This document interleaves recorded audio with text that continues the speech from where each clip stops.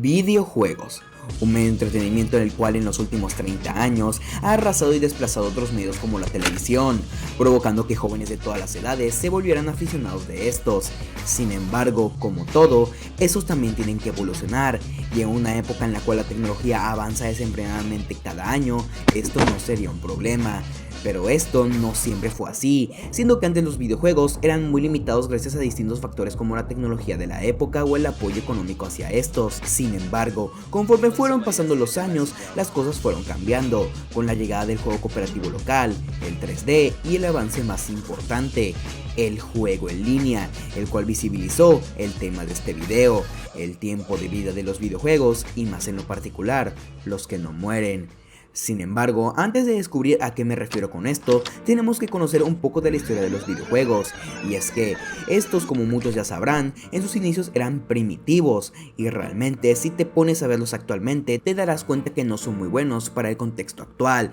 puesto que los primeros de estos eran de dos tipos. El primero, las versiones digitalizadas de juegos reales, como el caso de Tennis for Two, creado en 1958 por William Higbutton, los cuales tenían como único objetivo tener la puntuación más alta, constante que se mantendría por muchísimo tiempo, y el segundo tipo es, irónicamente, fungir como material educativo. Pero volviendo con el primero, el cual es el que nos importa en este caso, no sufrieron grandes cambios en su concepto, con grandes referentes de este como Pac-Man, Donkey Kong y de cierta manera Super Mario Bros. Y para ser justo, lo único que tienen en común es su sistema de puntuación, ya que fuera de este, cada uno de esos significó un gran cambio en la industria. No obstante, no podemos dejar de lado que este concepto de puntuaciones fue la clave para su rejugabilidad, o en otras palabras, su tiempo de vida. Y es que si lo piensas, este concepto se apega mucho a nuestra necesidad de superarnos, ya que nos incentiva a volver a jugar los mismos mapas o niveles una y otra vez para conseguir la puntuación más alta. Pero a la vez esto es parte del problema, ya que díganme ustedes, ¿qué creen que pasa cuando llegas a la añorada puntuación perfecta? Por lo que sabiendo esto, los juegos se adaptaron a otros géneros como los FPS o los RPG, con el primero planteando toda una revolución, ya que vinieron de la mano de una estructura distinta,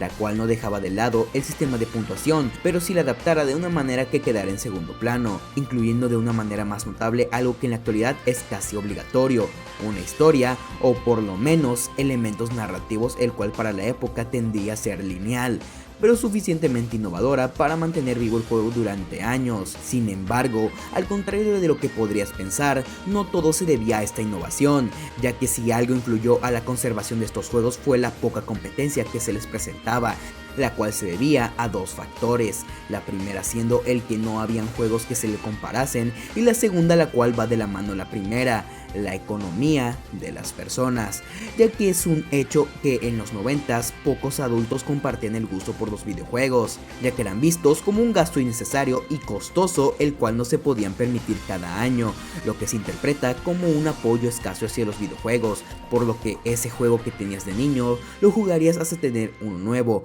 lo que se traduce en un lapso de tiempo bastante largo. No obstante, estos niños dejarían de ser niños, lo que desembocaría que al crecer tuvieran voz y el recurso para cumplir su gusto, lo que se ve reflejado en el gran aumento de la producción de videojuegos. Si no, miren las estadísticas. Para retratar esto de una mejor manera, les mencionaré los siguientes datos. En el año 2007, la industria generó 35 mil millones de dólares y tan solo en 2020 se generaron más de 145 mil millones de dólares. Y ya ni hablemos si lo comparamos con los datos de los años 90, la mentada época de oro de los videojuegos. No obstante, dejando las ganancias de lado, si algo influyó en la conservación de los videojuegos fue la llegada del internet a los videojuegos, reflejado en el modo cooperativo online, el cual desde juegos como Counter-Strike empezó con muchísima fuerza, ya que este modo es la cúspide de la rejugabilidad, ya que al contrario del modo campaña, este no era predeterminado, porque a pesar de repetir los mismos mapas o modos,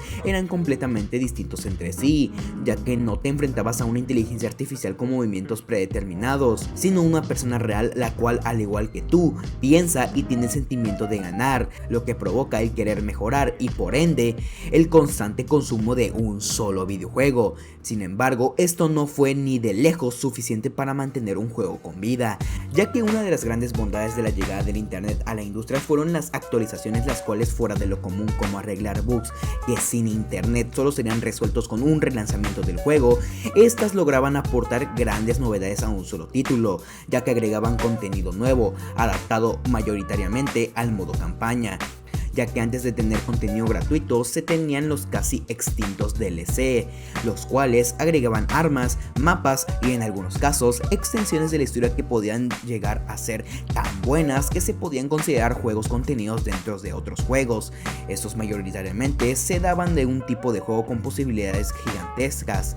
los sandbox, otra innovación de la industria, la cual en su mayoría representa una alternativa a la jugabilidad lineal de los videojuegos, y a la otra de adaptarse al modo online no tiene ningún problema, ya que el mapa se presta perfectamente para esto. Sin embargo, caemos en lo mismo: juegas la campaña, exploras el mapa y explotas todo lo que te ofrece el juego online, y luego ¿qué? Por lo que la clave no estaba en crear un juego con elementos predeterminados con DLCs que cambien ligeramente las cosas, sino en proporcionar contenido de manera gratuita, ya sea en lapsos largos de un año al otro o en meses, con cambios como el balance de las armas en FPS o personajes en hero shooters y RPGs, obligando al jugador a adaptarse a lo nuevo. Sin embargo, el factor más importante para crear un juego duradero es el darle libertad al jugador, y no hablo del tipo de libertad de los sandbox, sino del tipo de darle el control absoluto al jugador tanto en gameplay como en la creación del contenido. Y si hay un claro ejemplo de esto, es Minecraft y Roblox, uno de los presuntos juegos inmortales, ya que a pesar de su longevidad, estos se mantienen mucho mejor que el día 1, y todo eso se lo deben al factor antes mencionado, y en donde más se nota esto es en Roblox, porque más que un videojuego desarrollado por un grupo de personas, es una biblioteca llena de minijuegos hechos por su comunidad, los cuales obedecen a las necesidades de esta, adaptándose a las nuevas tendencias, literalmente al poco tiempo de surgir,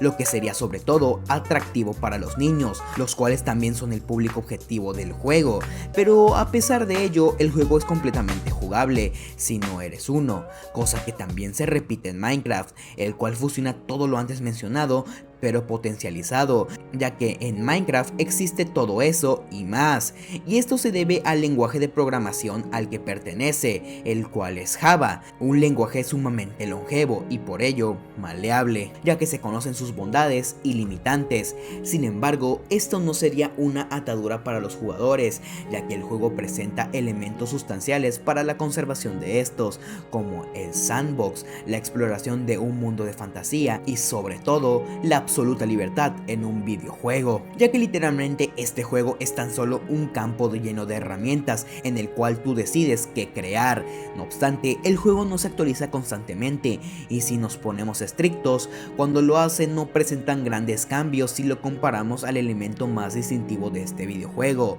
los mods, la máxima expresión de libertad en los videojuegos, ya que estos nos presentan un mundo de posibilidades, los cuales no se limitan al modo en solitario, sino que también se llevan al modo cooperativo. No obstante, no todo es color de rosa, siendo que todo esto solo se puede disfrutar en PC, ya que en el resto de plataformas Minecraft no es tan entretenido como si es en PC, y de hecho ese es su problema, el limitado acceso al videojuego, ya que quitándole el que se paga, no está disponible en su mejor versión para consolas y móviles, y sabiendo esto, se nos viene un mejor ejemplo que Minecraft como un juego que nunca muere. Así es, estoy hablando de Fortnite,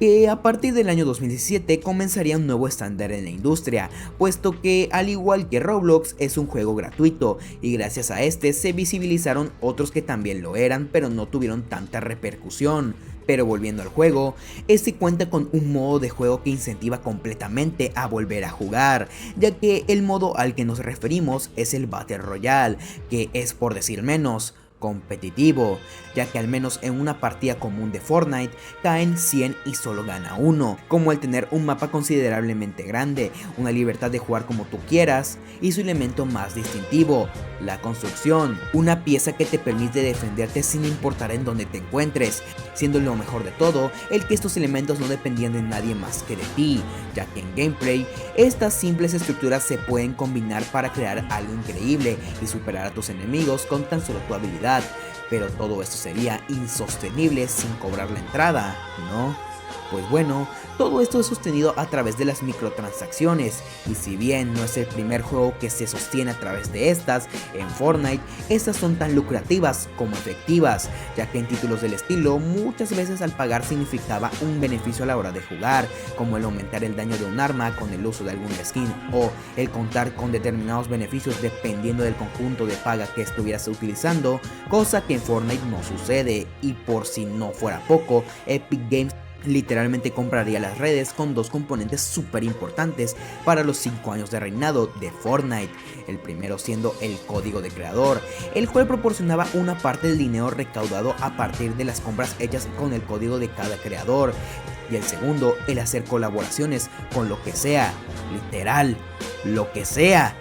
hasta sus propios creadores. Sin embargo, indiscutiblemente no todo puede ser positivo, ya que aunque no lo parezca, el motivo más grande del éxito de Fortnite también es el detonante del que los juegos duren menos de un año en el radar. Así es, estoy hablando de las actualizaciones constantes, las cuales cada semana llegaban a cambiar un arma, ubicación del mapa o meta en general. Y si esperabas un poco más, obtendrías un juego con un lavado de cara tremendo, con las temporadas y sus cambios, los cuales venían de la mano de un espectáculo nunca antes visto en los videojuegos, los eventos, los cuales podían ser con artistas, películas o para extender el lore del videojuego, llegando al punto de saturar los servidores a un punto del que no quepa ni un solo jugador más, siendo un claro ejemplo de esto el evento del agujero negro, el cual llegó a tal extremo de paralizar el internet con el cierre de servidores por tan solo 2 días. Además, si algo tienen en común los 3 juegos antes mencionados, es la opción que nos proporcionan para dejar nuestra huella en el proyecto,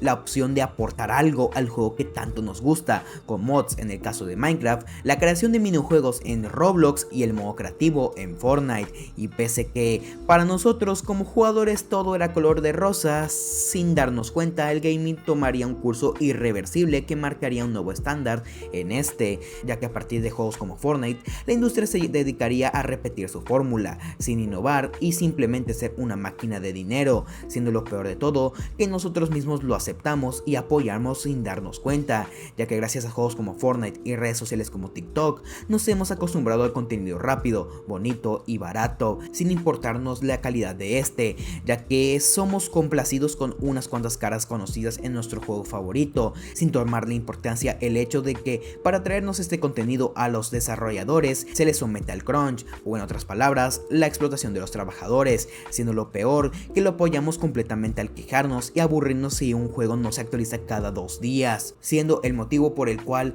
nuevas franquicias no se pueden consolidar, ya que pocas empresas tienen la capacidad de complacer nuestras exigencias, por lo que todo esto solo nos hace ver una verdad que tal vez conocíamos, pero no tomábamos en cuenta, siendo esta el que los videojuegos son desechables, hechos para vender y nada más. Sin embargo, gracias a estos cambios bruscos en el gaming, todo esto se ha hecho más evidente, y el hecho de que existan juegos que perduren más que otros no es más que una casualidad que está siendo extendida lo más posible, y no es que los podamos culpar, ya que todo esto es un negocio y no tiene nada de malo. Sin embargo, esta ilusión que nos dan de tener voz en el proyecto es tan... Sin nada más que decir, yo me despido sin antes agradecerles por este gran año en este canal y desearles el que la pasen bien con sus seres queridos, y también aprovecho para disculparme por ausentarme un mes. La verdad tenía varias cosas que hacer y decidí mejor traer un último video con la mejor edición posible, que espero que se note, y en el caso de que no, espero y les haya entretenido. Ahora sí, sin nada más que decir, bye.